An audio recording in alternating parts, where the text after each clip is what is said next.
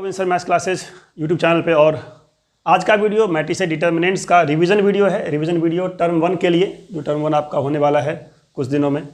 तो होता क्या है कि ये चैप्टर बहुत ही आसान है, ठीक है। इसमें तो ऐसा कुछ नहीं कि बहुत डिफिकल्ट चैप्टर है वाला, बहुत सिंपल चैप्टर है। लेकिन जब बात आती है कम से कम टाइम में रिवाइज करने की, अगर आपका एग्जाम है कुछ दिनों बाद, आपको रिवाइज करना है, आपके पास कम से कम टाइम है, तो कहीं ना कहीं सारी की सारी चीज़ें कवर नहीं हो पाती हैं। कई बार आप प्रॉब्लम्स करते हैं, आप थ्योरम्स भूल जाते हैं, थ्योरम्स करते हैं प्रॉब्लम छूट जाता है, ठीक है। तो ऑब्वियस सी बात है, टाइम कम होता है। मैं भी अगर ट्राई करूंगा आधे घंटे में रिवाइज करने का, तो सारा का सारा कवर तो नहीं कर पाऊंगा। लेकिन जो प्रॉब्लम्स का टाइप है, 2 टाइप का प्रॉब्लम जो होता है एग्जाम में नॉर्मली, एक होता है आपका नॉर्मल जो होता है आपका ट्रांसपोज निकालना है या इन्वर्स निकालना है या फिर एडजॉइंट निकालना है। डायरेक्ट होता है, आपको निकालना होता है जो भी मैथमेटिकल टर्म्स हैं। दूसरा आपका होता है प्रॉपर्टीज बेस्ड क्वेश्चन। तो जब प्रॉपर्टीज बेस्ड क्वेश्चन आता है तब आके कहीं ना कहीं आप गलतियां करते हैं, जो मैं देखता हूँ नॉर्मली क्लासेस वगैरह में, ये बच्चे गलती करते हैं क्लासेस वगैरह में। जो प्रॉपर्टीज़ पे फोकस करना चाहिए, कहीं ना कहीं आपको ये याद नहीं होता प्रॉपर्टीज़, ठीक है। या अगर आपको याद होता है तो कहीं ना कहीं ज़्यादा प्रैक्टिस नहीं होती है, जिसकी वजह से आप कहीं ना कहीं उसको मिस कर जाते हैं, ठीक है। तो मैं ट्राई करूँगा इस वीडियो में जो भी थ्योरम्स हैं और जो प्रॉपर्टीज़ हैं जिसको आपको फोकस करना है उसको कवर करूँ कम से कम टाइम में, ठीक है। तो सबसे पहले स्टार्ट करते हैं ट्रांसपोज की प्रॉपर्टीज से। सबसे सिंपल प्रॉपर्टीज वही होती है, पहले ट्रांसपोज करेंगे, फिर करेंगे हम लोग एडजॉइंट करेंगे और फिर करेंगे इन्वर्स। तो ट्रांसपोज, एडजॉइंट और इन्वर्स, बेसिकली यही तीनों का प्रॉपर्टी आपको जानना होता है। उसके बाद आपको जानना होता है डिटर्मिनेंट का प्रॉपर्टी। तो ट्रांसपोज, एडजॉइंट, इन्वर्स और डिटर्मिनेंट, सारी की सारी प्रॉपर्टीज में ट्राई करूंगा आधे घंटे में कवर करूं। और अगर टाइम ने दिया, मौका दिया, तो कुछ प्रॉब्लम्स भी करूंगा डिस्कस, ठीक है। तो सबसे पहले देखते हैं प्रॉपर्टीज किसका, ट्रांसपोज का। तो ट्रांसपोज क्या होता है ये पता होना चाहिए आपको कि ट्रांसपोज क्या होता है। तो ट्रांसपोज का मतलब होता है किसी मैट्रिक्स को, ठीक है, जिसमें अगर 2 रोज हैं और 3 कॉलम है, ट्रांसपोज करने पे क्या हो जाता है वो 3 रोज और 2 कॉलम, ठीक है। ये होता है ट्रांसपोज का मतलब। तो प्रॉपर्टीज कौन कौन सी हैं, तो सबसे पहले, क्योंकि आप रिवाइज कर रहे हैं तो ऑब्वियस बात आपको पता होगा इतना तो कि ट्रांसपोज क्या होता है। अगर एक मैट्रिक्स ए है, उसका ट्रांसपोज किया और उसका फिर से ट्रांसपोज कर दिया, पहले क्या ट्रांसपोज फिर क्या ट्रांसपोज, तो ट्रांसपोज का ट्रांसपोज क्या देगा आपको, वो आपको फिर से मैट्रिक्स ए मिल जाएगा, ठीक है। सिंपलेस्ट प्रॉपर्टी आपका है कि अगर किसी पर्सन को आपने बोला बैठ जाओ, ठीक है, वो बैठ गया, फिर बोला बैठ जा, तो अगर वो बैठा हुआ है पहले से तो कैसे बैठेगा, वो उठेगा फिर वो, ठीक है। तो पॉइंट ये है कि अगर आपने एक बार बोला ट्रांसपोज तो हॉरिजॉन्टल हो गया वर्टिकल, फिर बोला आपने ट्रांसपोज तो जो वर्टिकल है वो हो जाएगा हॉरिजॉन्टल, तो जहाँ पे था वहीं पहुँच गया वो। सेकेंड प्रॉपर्टी क्या है, अगर ए और बी है, दोनों का प्लस है या माइनस है, उसका ट्रांसपोज किया आपने, ट्रांसपोज का सिंबल है डैश लगाइए, टी लगाइए, तो क्या होगा, तो यहाँ पे आपको अपना कॉमन सेंस काम कर जाता है आपका कि भाई कॉमन सेंस लगाते हैं ए का डैश और बी का डैश, ये ठीक है, कॉमन सेंस यहाँ पे तो काम कर गया, A plus minus B dash. लेकिन तीसरा प्रॉपर्टी है, थर्ड प्रॉपर्टी, कौन सा, जहाँ पे मल्टीप्लाई होता है, ए बी का मल्टीप्लाई, इसका ट्रांसपोज। अब यहाँ पे कॉमन सेंस लगा के देखेंगे तो गलती हो जाएगी, कॉमन सेंस हर जगह कॉमन नहीं होता है। तो यहाँ पे आपको प्रॉपर्टी ध्यान रखना कि ए बी का डैश है तो क्या हो जाएगा, रिवर्स हो जाता है ये, ठीक है। ये हो जाता है बी डैश और ए डैश, इसे कहते हैं रिवर्सल प्रॉपर्टी। तो यहाँ पे मैक्सिमम टाइम गलतियाँ होती है। कल ही मैं क्लास ले रहा था, उस क्लास में ये क्वेश्चन था ऑब्जेक्टिव में, स्टेट क्वेश्चन था, बताना था ए बी डैश क्या होगा, तो A B dash B dash A dash होगा, ना कि सिंपल नॉर्मल कॉमन सेंस, ठीक है। इसे कहते हैं रिवर्सल लॉ, रिवर्सल लॉ कहते हैं। तो मैट्रिक्स में कभी भी आपको कोई 2 चीज़ मल्टीप्लाई में है और डैश लगा हुआ है या ट्रांसपोज लगा है, चाहे फिर वो इन्वर्स लगा हुआ है, चाहे वो एडजॉइंट लगा हुआ है, तीनों के लिए सेम है, ठीक है। तो यहाँ मैंने लिखा आपको ट्रांसपोज के लिए बी डैश ए डैश, ठीक है, आगे मैं लिख दूंगा उसके लिए भी, इन्वर्स के लिए भी, एडजॉइंट के लिए भी। और फोर्थ में क्या होता है, अगर आपके पास एक कांस्टेंट दिया है साथ में मल्टीप्लाई में एक मैट्रिक्स है, ये कांस्टेंट है तो स्केलर है, फिर डैश किया है, तो डैश के पे नहीं आएगा, डैश कहाँ पे आएगा, डैश सिर्फ ए पे आएगा। सिंपल क्वेश्चन होंगे आपके, ठीक है ना। लेकिन अगर आपने के पे डैश लगा दिया तो आपका रॉन्ग हो जाएगा, क्योंकि के क्या है, स्केलर है, ये क्या है कि स्केलर है, मान लिया इसको स्केलर। तो अगर स्केलर है तो इस पर डैश का कोई पॉइंट नहीं बनता, डैश का पॉइंट बनता है कि इस पर जो मैट्रिक्स होता है, ठीक है। क्योंकि डैश का मतलब क्या होता है, अरेंजमेंट चेंज करना। तो ए का डैश, तो के ऐसे रहेगा, ए का डैश, तो ये आपका हो गया प्रॉपर्टीज किसका, ट्रांसपोज का, ठीक है। अब ट्रांसपोज की प्रॉपर्टीज के हिसाब से हम लोग पढ़ते हैं सिमेट्रिक और स्क्यू सिमेट्रिक। तो यहीं पे मैं करता हूँ हाईलाइट कि क्या होता है सिमेट्रिक, क्या होता है स्क्यू सिमेट्रिक, ठीक है। तो अगर आपको सिमेट्रिक और स्क्यू सिमेट्रिक पता लगाना है, सिमेट्रिक एंड स्क्यू सिमेट्रिक, तो कैसे पता लगाएंगे स्क्यू सिमेट्रिक, कि कोई मैट्रिक्स दिया वो सिमेट्रिक है या फिर स्क्यू सिमेट्रिक है। सिमेट्रिक का मतलब क्या होता है, अगर आपने ट्रांसपोज किया और सेम आ गया, जैसे ए ट्रांसपोज किया, ए डैश किया और सेम आ गया तो कहते हैं सिमेट्रिक कहते हैं। और स्क्यू में क्या होता है, ए डैश करते हैं और क्या आ जाता है आपका माइनस ऑफ ए आ जाता है तो कहते हैं स्क्यू सिमेट्रिक कहते हैं। ठीक है, जैसे एग्जाम्पल दिखाता हूँ मैं। मान लीजिए एक एग्जाम्पल है ऐसे 1 है 2 है 2 है 1 है। अब इस मैट्रिक्स का अगर ट्रांसपोज करेंगे भी आप, मान लीजिए मैंने ए ले लिया इसको, इसका ट्रांसपोज करेंगे आप तो क्या मिलेगा, ट्रांसपोज करने पे क्या मिलेगा, देखिए ये था हॉरिजॉन्टल, इसे कर दिया मैंने वर्टिकल, तो यहाँ ये जो हॉरिजॉन्टल रो था हमारा 1 2 ये आ गया ऐसे 1 2 वर्टिकल में आ गया। सेकेंड रो जो था 2 1 वो आ गया वर्टिकल में 2 1। लेकिन आप देखेंगे फाइनली तो ए डैश और ये दोनों क्या सेम ही है, इसे कहते हैं हम लोग, इसका मतलब ये क्या हो गया, सिमेट्रिक हो गया। ठीक है, तो सिमेट्रिक मैट्रिक्स देखना बहुत आसान होता है, आपको ऐसे देखना होता है कि जो एलिमेंट यहाँ पे है 1 2 पे है वही एलिमेंट होना चाहिए 2 1 पे। ठीक है, तो हम लोग कहते हैं सिमेट्रिक का एक मीनिंग और भी होता है कि ए आई जे इक्वल टू ए जे आई, मतलब 1 2 और 2 1 वाले एलिमेंट सेम होते हैं। क्या कहते हैं, ए आई जे इक्वल टू ए जे आई। लेकिन स्क्यू में क्या हो जाएगा, स्क्यू में निगेटिव हो जाएगा, माइनस से। मतलब अगर इसमें कहता हूँ ए आई जे और ए जे आई, तो इन दोनों एलिमेंट पे जो नंबर होंगे, जगह पे जो नंबर्स होंगे उसमें माइनस का साइन लगा होगा। जैसे इसी में अगर बोलता हूँ मैं ए इक्वल टू क्या 1 नॉट 1 0 कर लेते हैं 0। ठीक है, -2 2 और 0। ठीक है, अगर आप ये मैट्रिक्स बोलेंगे तो ये आपका स्क्यू सिमेट्रिक है। क्यों, क्योंकि यहाँ पे जो एलिमेंट्स हैं सेम है लेकिन साइन लगा है किसका, माइनस का। तो ये A1 2 है, ये A2 1 है, लेकिन साइन क्या है, माइनस का। चाहे यहाँ प्लस कर दूँ यहाँ कर दूँ माइनस, तो भी स्क्यू सिमेट्रिक रहेगा। आप निकालेंगे ए डैश तो आपका माइनस ए आ जाएगा। ठीक है, तो पहली बात ये होगी कि अगर ए डैश ए के बराबर तो कहते हैं सिमेट्रिक है, ए डैश अगर माइनस ए के बराबर कहते हैं स्क्यू सिमेट्रिक है। सिमेट्रिक का मतलब ए आई जे ए जे आई दोनों सेम होगा। स्क्यू सिमेट्रिक का मतलब क्या हुआ, ए आई जे इक्वल टू माइनस में ए जे आई होगा। ठीक है, मतलब जो एलिमेंट यहाँ पे होंगे उनके साइन में डिफरेंस होगा, ये हो गया आपका स्क्यू सिमेट्रिक।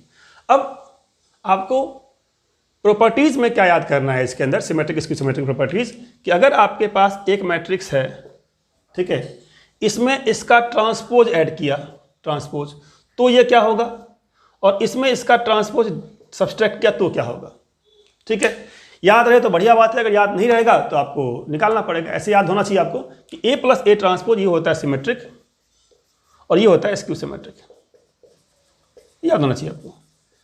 फिर भी मैं प्रूफ कर देता हूँ इसको। ठीक है, अगर आप भूल गए तो आप आराम से प्रूफ कर लेंगे कि ए प्लस ए ट्रांसपोज कैसे सिमेट्रिक होता है और ए माइनस ए कैसे सिमेट्रिक होता है। ठीक है ना, पहले तो एग्जाम्स था बोर्ड में, सब्जेक्टिव होता था पहले, तो सब्जेक्टिव में प्रूफ करने को डाल देते थे कि proof that A minus A transpose skew symmetric है।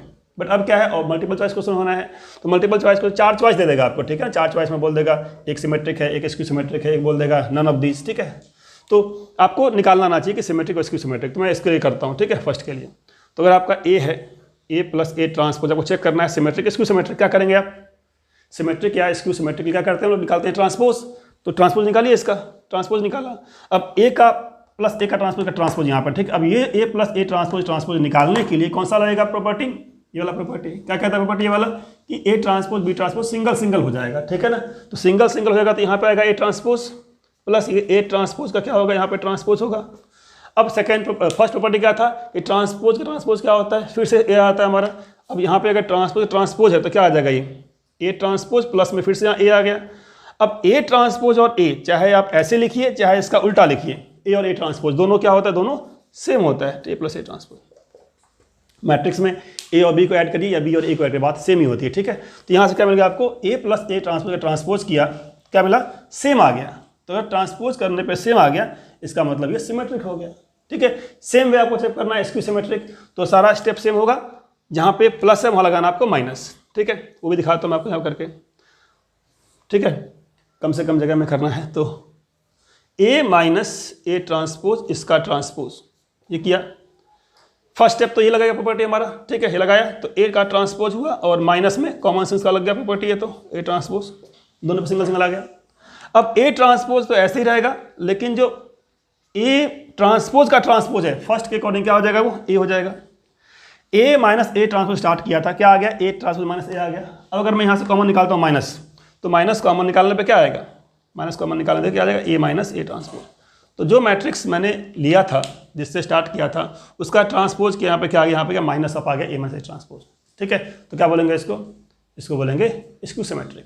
ठीक है, तो ये आपका हो गया एक थ्योरम हो गया कि अगर आपका एक मैट्रिक्स है, कोई भी स्क्वायर मैट्रिक्स है, ठीक है, ए प्लस ए ट्रांसपोज करेंगे तो क्या होगा, सिमेट्रिक, और ए माइनस ए ट्रांसपोज करेंगे तो क्या होगा, स्क्यू सिमेट्रिक। 4 चॉइस दिया होगा, डायरेक्टली आपको चॉइस पे क्वेश्चन सॉल्व करना होगा, ठीक है। अच्छा, एक तो आपका थ्योरम ये वाला हो गया, A plus A transpose A minus A. इसी से कनेक्टेड थ्योरम आपका क्या है, प्रॉपर्टी क्या होता है, इसी से कनेक्टेड कहाँ लिख सकता हूँ मैं, चलिए यहाँ पर ट्राई करता हूँ, इधर भर दूँ कि अगर आपका एक मैट्रिक्स दिया हुआ है कोई, ठीक है, क्या दिया मैट्रिक्स, कोई मैट्रिक्स ए दिया हुआ है, ठीक है ना, ए मैट्रिक्स दिया हुआ है।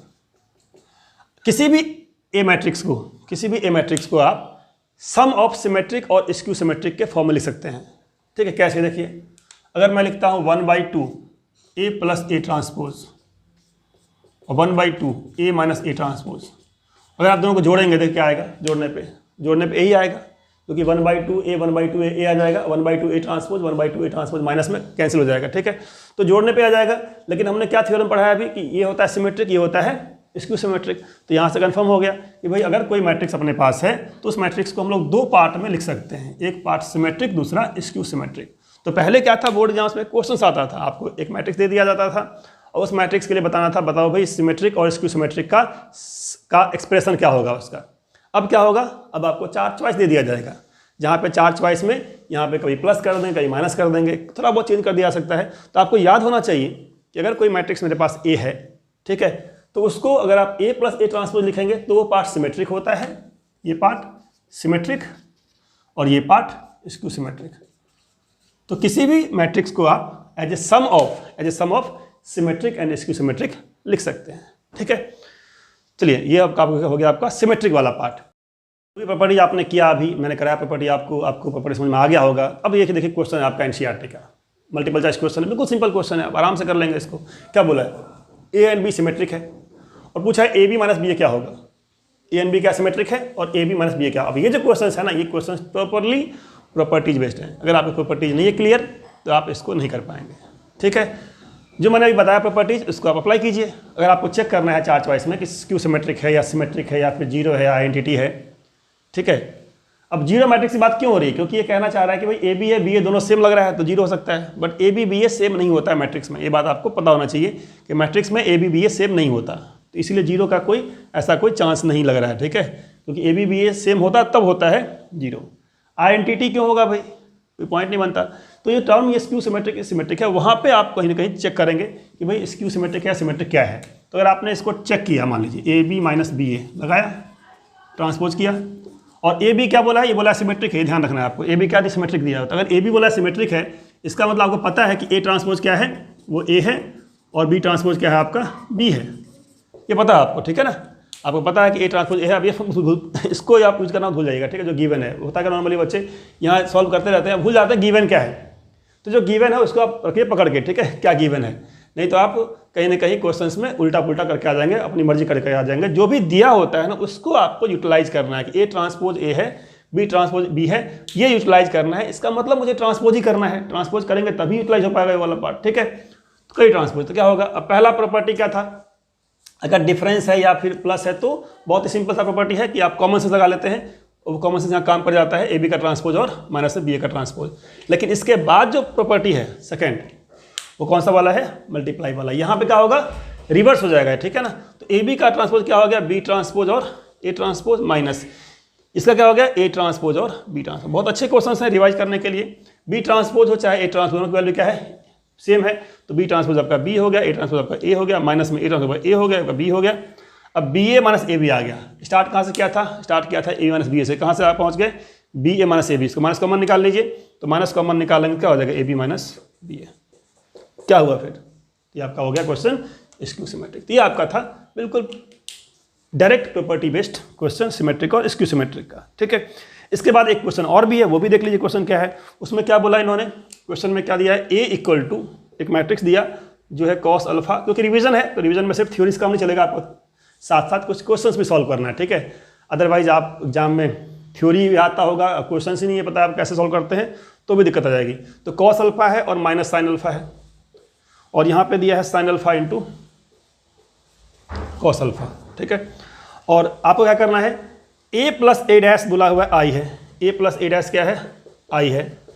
अब ए प्लस ए डैश आई दिया हुआ है और बताना है अल्फा की वैल्यू क्या होगी। अब ये कोई बड़ा क्वेश्चन नहीं है, आपको एक मैट्रिक्स दिया हुआ है, आपको उसका ट्रांसपोज करना है, ट्रांसपोज करके जोड़ना है, आई के बराबर करना है, ठीक है। तो ये आप कर लेंगे, मैं उम्मीद करता हूँ कर लेंगे आसानी से आप, ठीक है, कि ए के साथ क्या करेंगे, उसका डैश जोड़ेंगे और अल्फा निकाल लेंगे। 4 चॉइस बता देता हूँ, चॉइस का क्या दिया हुआ है, π/6, π/6 और क्या दिया है π/3 और क्या दिया है पाई और 4 दिया 3π/2, ठीक है। तो इसमें कोई बड़ी बात नहीं है। अगर आप ए डैश निकालेंगे तो डैश क्या आएगा, देखिए ए डैश क्या आएगा, ठीक है, मैं दिखा देता हूँ ए डैश क्या आएगा। ए डैश क्या आएगा, ए डैश आपका आएगा इसका ट्रांसपोज, तो कॉस अल्फा माइनस अल्फा ऐसे है, तो ये हो जाएगा कॉस अल्फा और यहाँ आ जाएगा माइनस साइन अल्फा। इसका ट्रांसपोज क्या हो जाएगा, साइन अल्फा और यहाँ और कॉस अल्फा यहाँ। अब दोनों को ऐड करना है, ऐड करने पे क्या होगा, ये प्लस ए डैश करने पे क्या आएगा, कॉस 2 कॉस अल्फा यहाँ आ जाएगा, ये पर क्या हो जाएगा माइनस साइन 0 हो जाएगा, साइन 0 हो गया, यहाँ पे कॉस 2 कॉस अल्फा हो जाएगा। क्या गिवन है, ये आपको गिवन है आई मतलब क्या होता है 1 0 0 1। अब दिख रहा है आपको कि 2 कॉस अल्फा आपका क्या है 1 है, तो अगर 2 कॉस अल्फा आपका 1 है तो क्या होगा, कॉस अल्फा हो जाएगा 1/2 और कॉस अल्फा 1/2 का मतलब अल्फा कितना हो गया, कॉस अल्फा अगर 1/2 है, अल्फा क्या होगा π/6 नहीं π/3, यस। कॉस अल्फा 1/2 कब होता है, कॉस की वैल्यू हाफ कब होती है 60 पे होती है, तो π/3 का आंसर हो गया आपका, ठीक है। तो ये आपका बिल्कुल बेसिक क्वेश्चन था जस्ट ट्रांसपोज निकालने पे, ठीक है। अब बढ़ते हैं आगे और करते हैं क्या होता है एडजॉइंट, ठीक है। एडजॉइंट क्या होता है,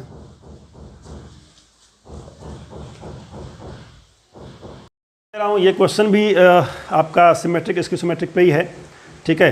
क्वेश्चन है आपका मिसलेनियस का, क्वेश्चन नंबर 14 है, ठीक है। एक्सरसाइज 3 का जो चैप्टर आपका है मैट्रिसेस का, उसका मिसलेनियस का क्वेश्चन नंबर 14।